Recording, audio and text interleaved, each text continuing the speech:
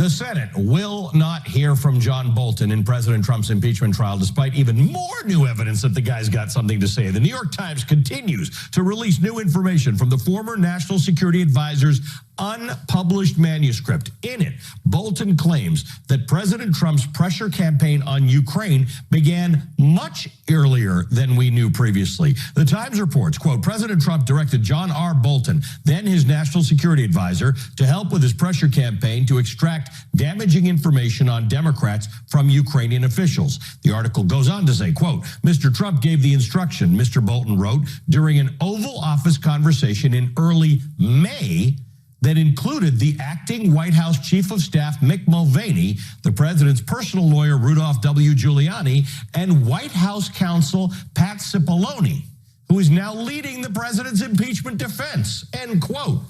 Emphasis mine, because you cannot make this stuff up.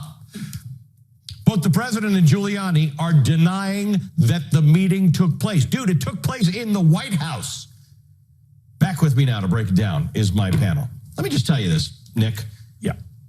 Left harness. Self-admitted liar. So? Bad dude. But everything he has turned out to say and all of the receipts he has brought. Last week, he dropped some video of a meeting in which Trump was asking about who the ambassador is, Marie Yovanovitch. Nobody really knew her name. He said, get rid of her. And this was a year before all of this happened. So this idea that Bolton's book starts to corroborate the stuff that Lev Parnas said. Just because Lev Parnas is under indictment doesn't mean that he's not telling the truth. I used to convict people all the time based on witnesses that did all kinds of bad things. I mean, in fact, the guy who was in The Irishman, Russell Buffalino, I convicted him, sent him away for 10 years for trying to kill a federal witness based on the testimony of a mob boss who admitted he killed 5 people. And that didn't stop anybody in the jury from convicting him. So, I mean, Lev Parnas, the question is, what do we have that shows he's telling the truth? It's not just the pictures. It's not like he just happened to be one of those donors who happened to walk into a picture with Donald Trump. He's got videos. He's got tapes. Lots of them. He's got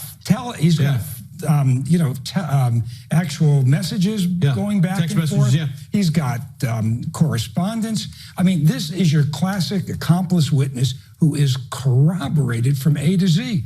And then you put him up against all the other witnesses, including John Bolton.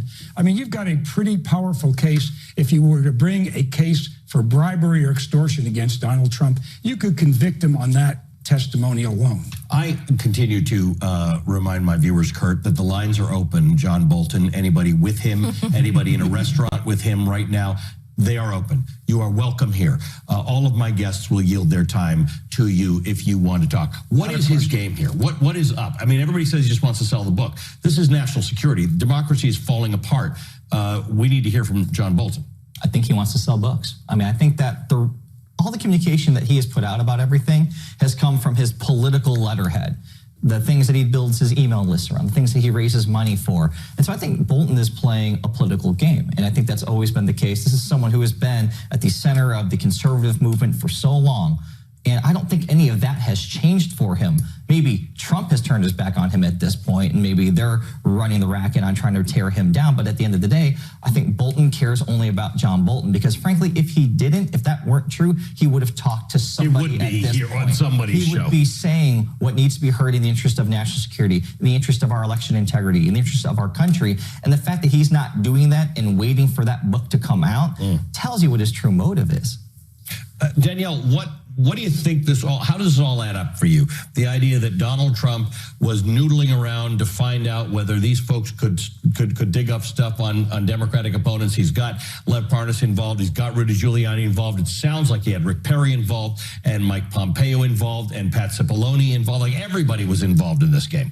I mean, get your popcorn, have a glass of wine. This is classic mobster stuff that you've been watching in the movies for decades and decades.